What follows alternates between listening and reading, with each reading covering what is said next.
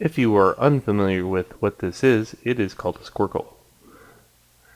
Technically, in my mind, it's called a squircle. I named it that, but really it's just a very malleable piece of geometry that when I divide it, it divides very evenly and is very sculptable. Okay? So by default, this is not in Zbrush, and I'm going to show you how to do it, and I'm going to show you how to make a macro for it. So first off, I'll initialize Zbrush and hit yes. Very handy macro to have. New macro, and hit yes. Okay, over here, let's go into the Cube 3D, click and drag it out, and hit edit. Rotate it just a little bit, turn on wireframe. You can see that the thing is made of ununified polys, and we can go to make polymesh 3D. Then we can go to geometry, go to Z remesher, turn down all the stuff, adaptive skin off, adaptive size, curve strength, all the way to 0, and hit Z remesher. I can hit reconstruct subdivide 1, 2 times. Delete higher.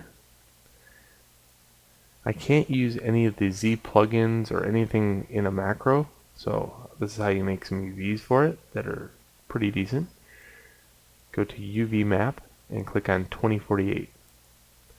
Create GUV tiles. Go to texture map and turn on new from UV check. I generally just turn this off, and this is a good way to see that the macro worked and it's got good UVs. Okay, now let's go to geometry and divide once. Okay, let's end that macro, and we're going to save that within the Pixelogic ZBrush 4.6 Z data.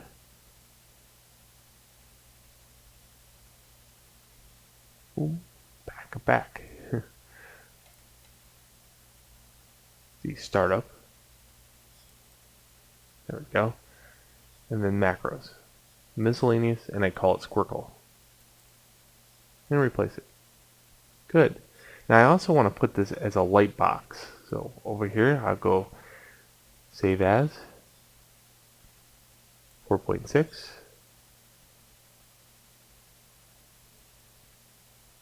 Z projects. I'm going to call it 01 Squirkle, and I put the 01 there for a reason.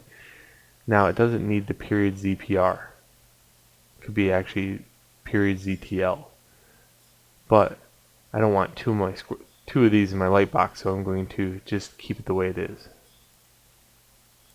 Alright, so in the morning I climb down and I want to play with ZBrush. There's two different things I could do. I can go over here into Z projects, and I got my Squirkle. And I can click and drag it out and hit edit. Okay, there it is. Or I climb down in the morning and play with ZBrush, and I go in here and say macro Squirkle. And if I'm really lazy, I could put it on voice command and hook it up to an Arduino and say computer Squirkle. I haven't done that yet, but there's the updated Squirkle video. So I hope you enjoy.